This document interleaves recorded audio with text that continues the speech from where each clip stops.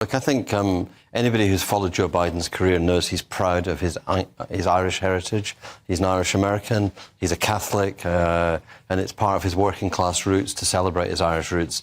I think he's pleased to be there, and I think his message, I thought it was a pretty good message. His message was, get the government back again, going again in Northern Ireland, because that will unlock investment, particularly from the US. Celebrating the peace treaty, the Good Friday Agreement, because that was actually backed up by a big American involvement in the peace treaty, helping the IRA to disarm, which is a major part of the success of the peace treaty.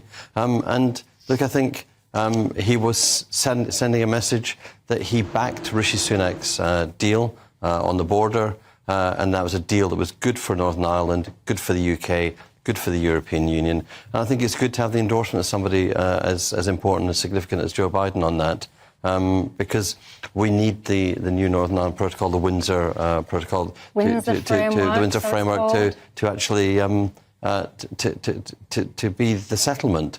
The EU had to give some things up, which is good, and we've got a change, and let's get peace rather than demonstrations around this. I think that was his message. Are you at home? Is anyone watching or listening from Ireland, from Northern Ireland? What do you think? What do you make of the situation right now? Biden was saying that basically lasting peace isn't something that can be taken for granted, something that's got to be continuously worked at, something that takes compromise, sacrifice. How do you feel about it all? Toby Young, your thoughts?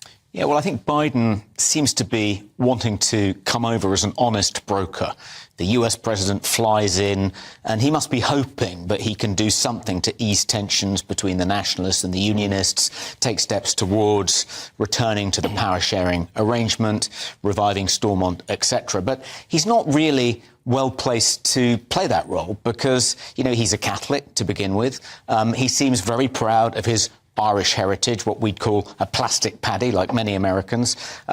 He's spending 3 days in the Republic of Ireland, only seemingly not much more than half a day in Northern Ireland. So he's not going to win the trust of the DUP and get them to come back to Stormont by presenting himself as an honest broker. They're not going to trust him. They're going to think he's basically aligned with the nationalists. And it doesn't look like that's going to happen as a consequence of his visit. But the one carrot he's holding out to the DUP is if Stormont is revived, then we could release some investment from the US. I'll encourage big hitting billionaires in the US to invest in Northern Ireland if we can get the power sharing arrangement back up and running.